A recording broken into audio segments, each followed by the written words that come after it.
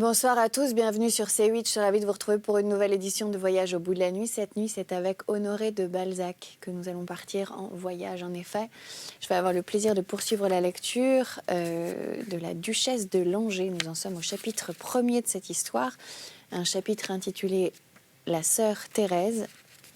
Nous sommes dans un couvent, un cloître de carmélites plus précisément, et un général qui par intuition a voulu s'y rendre, croit reconnaître son ancien amour parmi les religieuses. Il s'agit de la musicienne qui fait sonner l'orgue dans l'église.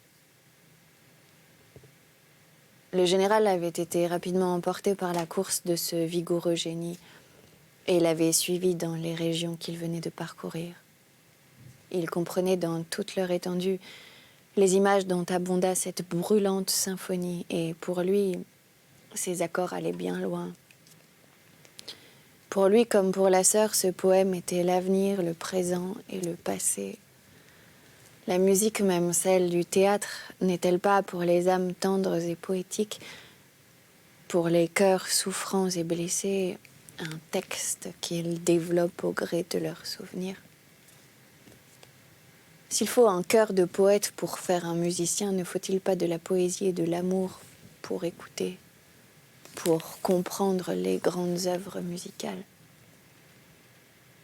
La religion, l'amour et la musique ne sont-ils pas la triple expression d'un même fait, le besoin d'expansion dont est travaillée toute âme noble? Ces trois poésies vont toutes à Dieu, qui dénoue toutes les émotions terrestres. Aussi, cette sainte trinité humaine participe-t-elle des grandeurs infinies de Dieu, que nous ne configurons jamais sans l'entourer des feux de l'amour, des sistres d'or de la musique, de lumière et d'harmonie? N'est-il pas le principe et la fin de nos œuvres? Le Français devina que dans ce désert, sur ce rocher entouré par la mer, la religieuse s'était emparée de la musique pour y jeter le surplus de passion qui la dévorait. Était-ce un hommage fait à Dieu de son amour? Était-ce le triomphe de l'amour sur Dieu?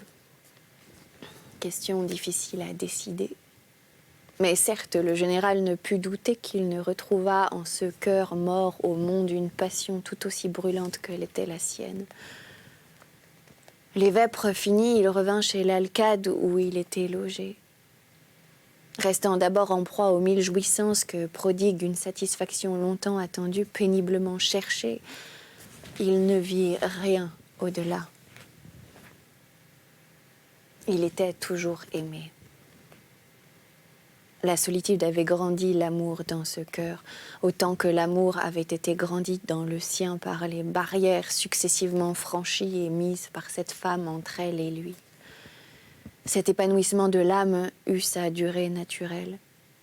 Puis vint le désir de revoir cette femme, de la disputer à Dieu, de la lui ravir, projet téméraire qui plut à cet homme audacieux.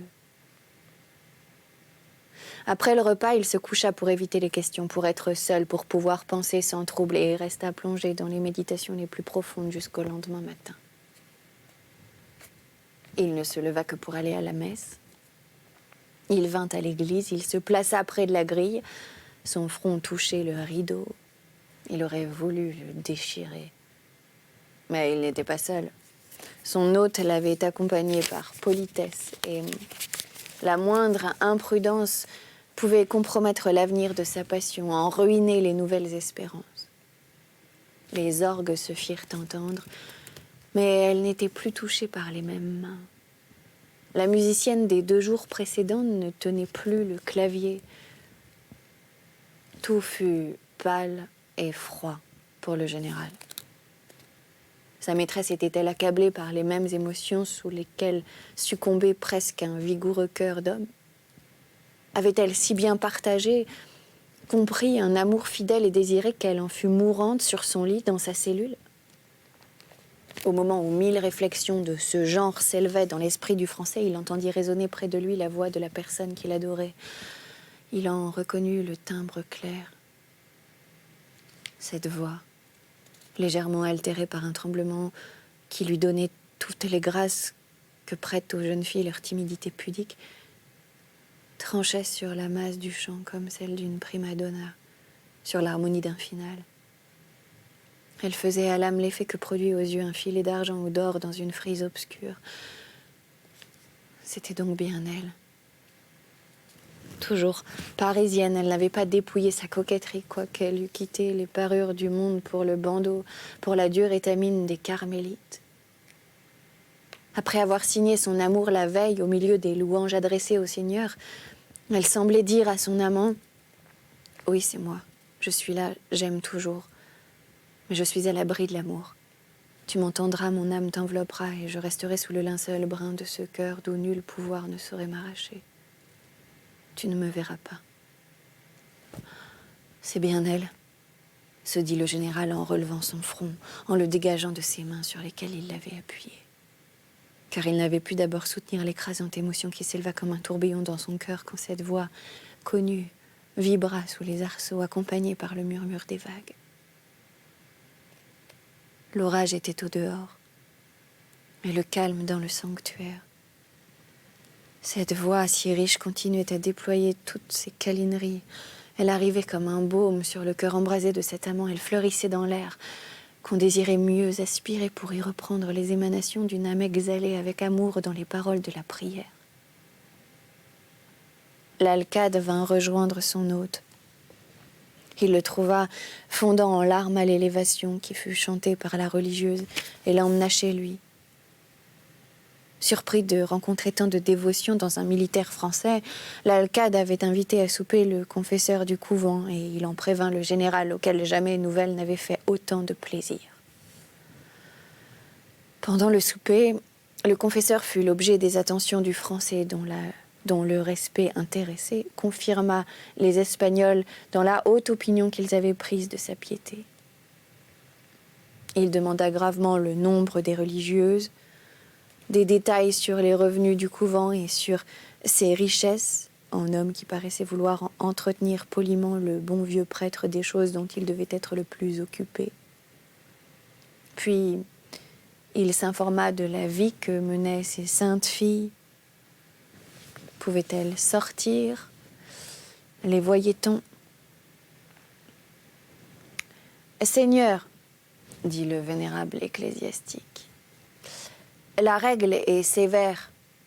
S'il faut une permission de notre Saint-Père pour qu'une femme vienne dans une maison de Saint-Bruno, ici même rigueur. Il est impossible à un homme d'entrer dans un couvent de carmélites déchaussés, à moins qu'il ne soit prêtre et attaché par l'archevêque au service de la grande maison. Aucune religieuse ne sort.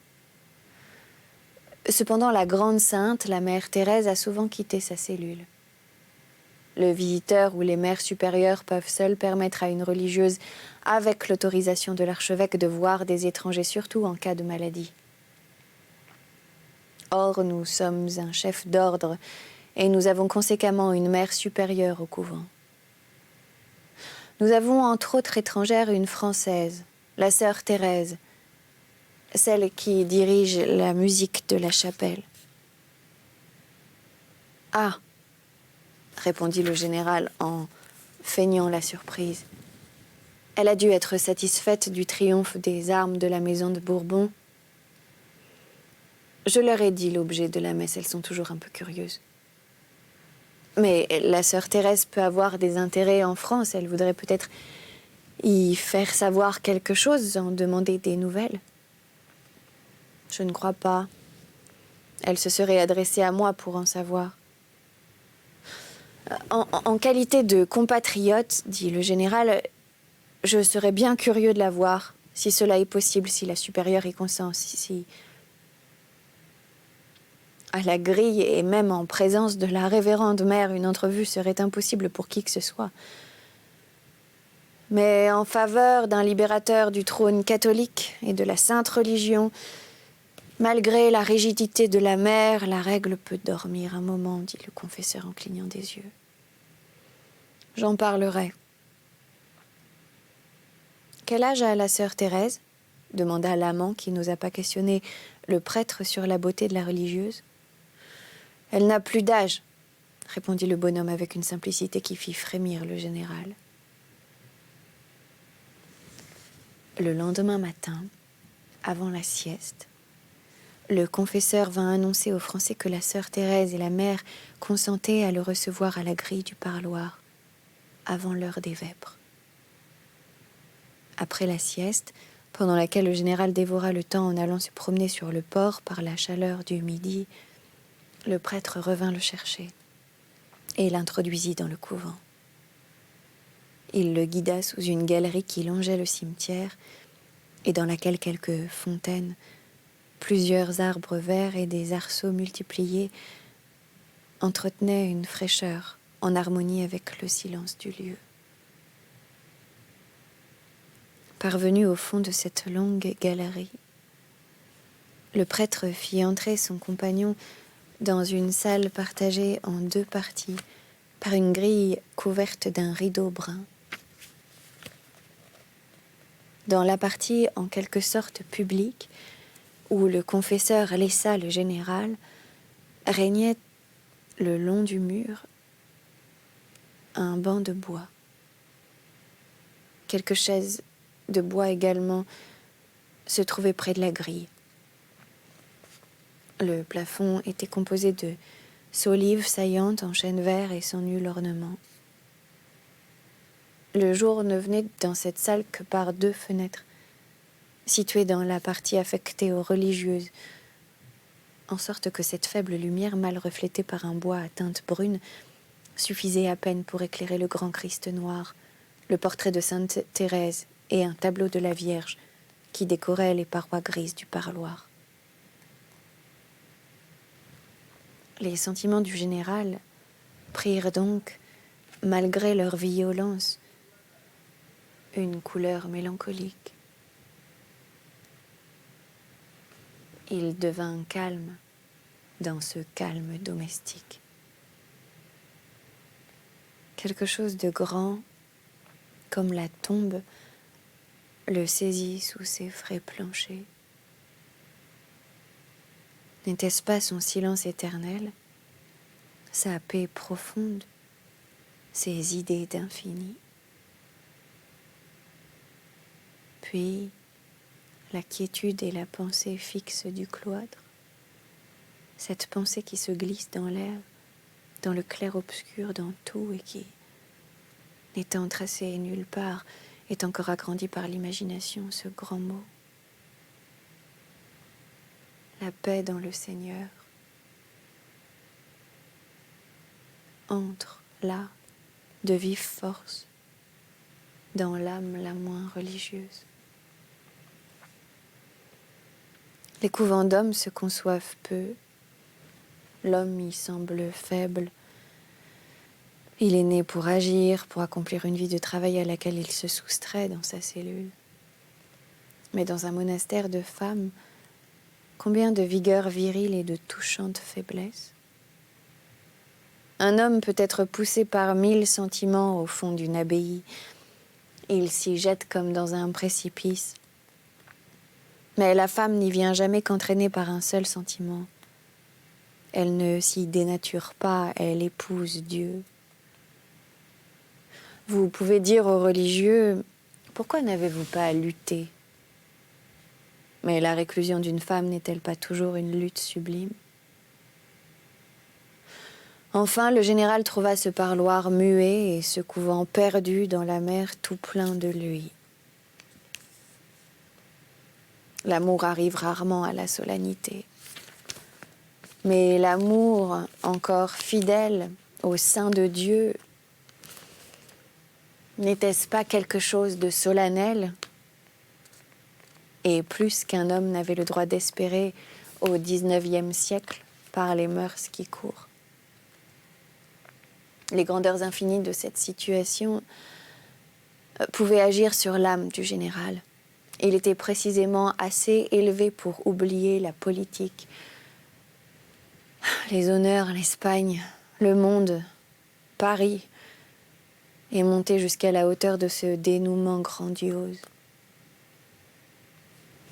D'ailleurs, quoi de plus véritablement tragique?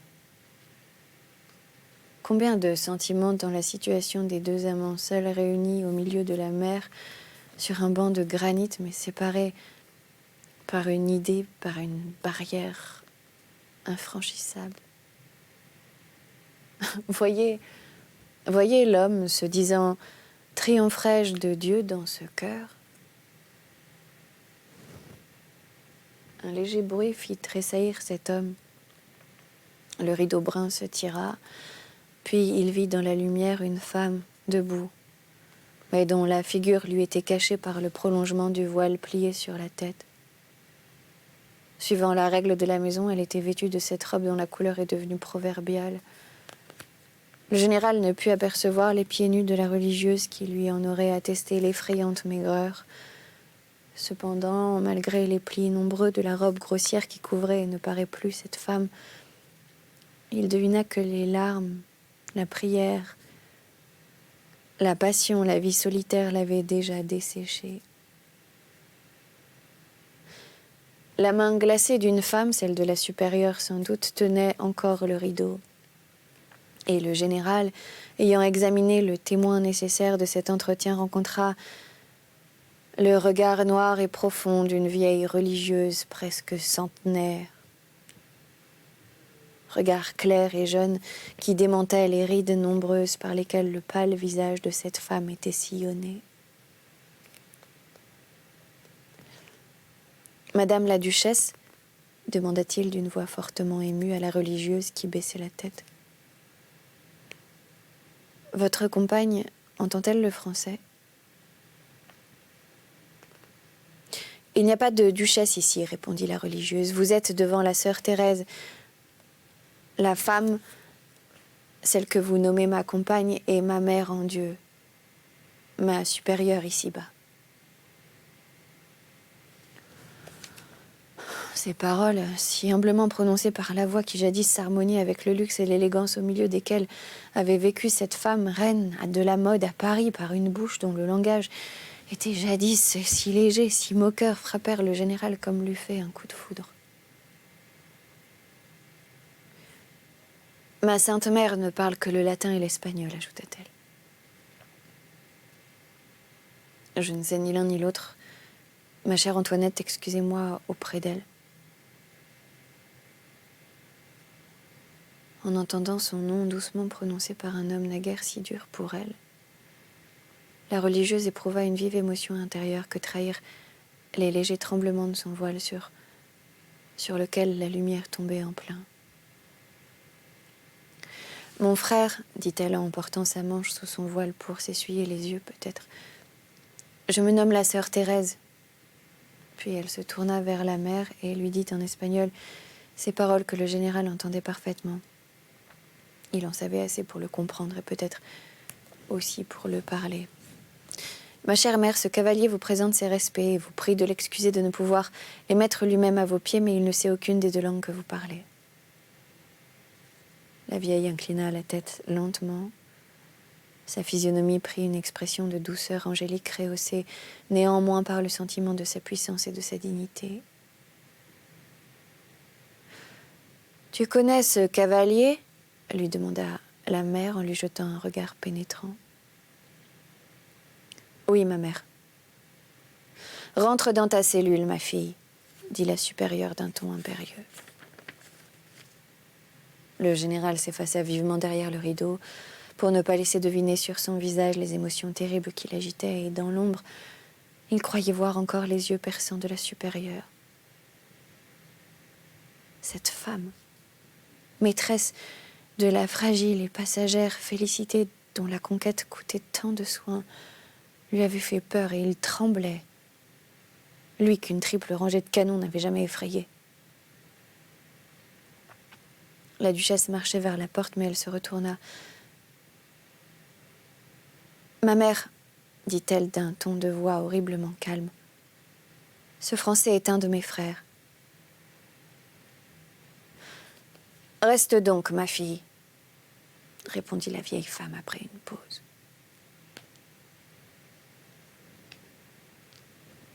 Cet admirable jésuitisme accusait tant d'amour et de regret qu'un homme moins fortement organisé que ne l'était le général se serait senti défaillir en éprouvant de si vifs plaisirs au milieu d'un immense péril, pour lui tout nouveau. De quelle valeur étaient donc les mots, les regards, les gestes dans une scène où l'amour devait échapper à des yeux de lynx, à des griffes de tigre? La sœur Thérèse revint. Vous voyez, mon frère, ce que j'ose faire pour vous entretenir un moment de votre salut et des vœux que mon âme adresse pour vous chaque jour au ciel. Je commets un péché mortel, j'ai menti. Combien de jours de pénitence pour effacer ce mensonge? Mais ce sera souffrir pour vous. Vous ne savez pas, mon frère, quel bonheur est d'aimer dans le ciel, de pouvoir s'avouer ses sentiments alors que la religion les a purifiés, les a transportés dans les régions les plus hautes et qu'il nous est permis de ne plus regarder qu'à l'âme. Si les doctrines, si l'esprit de la sainte à laquelle nous devons cet asile ne m'avait pas enlevé loin des misères terrestres et ravi bien loin de la sphère où elle est, mais certes au-dessus du monde, je ne vous eusse pas revu. Mais je puis vous voir, vous entendre et demeurer calme. Eh bien, Antoinette, s'écria le général en l'interrompant, faites que je vous voie. Vous que j'aime maintenant avec ivresse éperdument, comme vous avez voulu être aimée par moi. Ne m'appelez pas Antoinette, je vous en supplie. Les souvenirs du passé me font mal. Ne voyez ici que la sœur Thérèse, une créature confiante en la miséricorde divine. Et, ajouta-t-elle après une pause, modérez-vous, mon frère. Notre mère nous séparerait impitoyablement si votre visage trahissait des passions mondaines ou si vos yeux laissaient tomber des pleurs.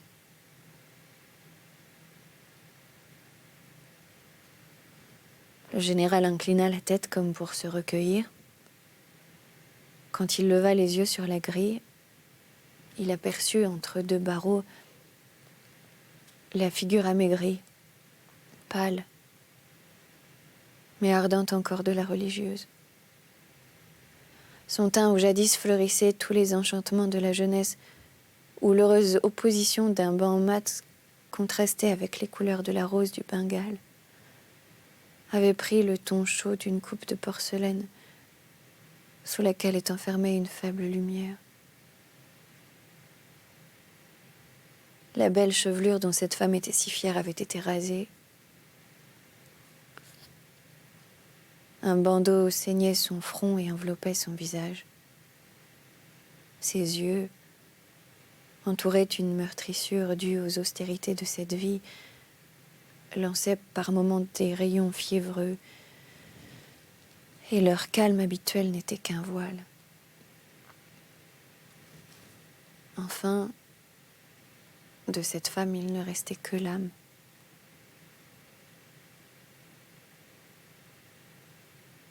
Ah, vous quitterez ce tombeau, dit le général.